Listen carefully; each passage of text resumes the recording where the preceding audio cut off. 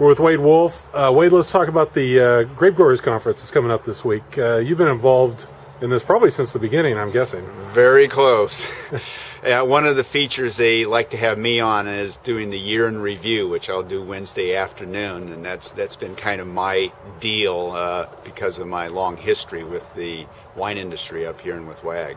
So what is your year in review? I suspect weather will play a part in that. Weather will be dominant. We'll talk a little bit about what the crop looked like and how the weather impacted it, tonnages, and just a general review, and what some of the challenges or excitement were due to the climatic conditions, and so we'll cover that. I think the first time I went to WAG was in 1998, and there was like 300 people. It's grown almost tenfold now.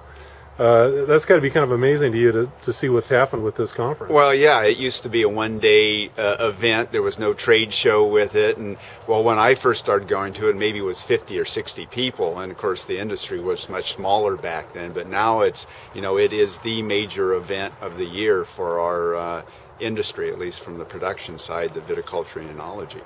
And not just with Washington grape growers anymore. I mean, No, we get people from Oregon, Idaho, British Columbia, sometimes from Ontario, even a few from California.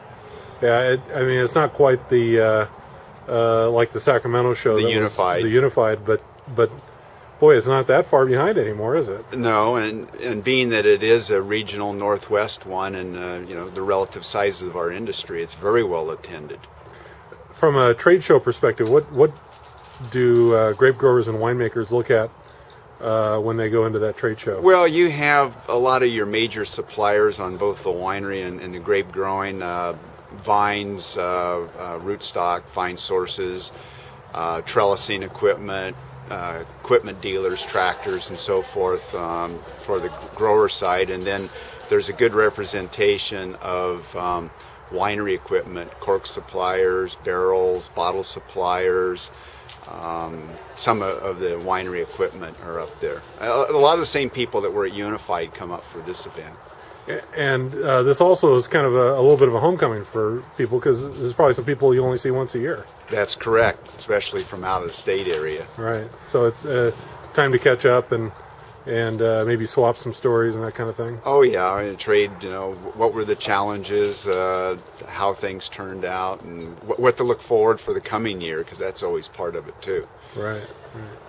All right. Well, Wade, thanks very much. Okay.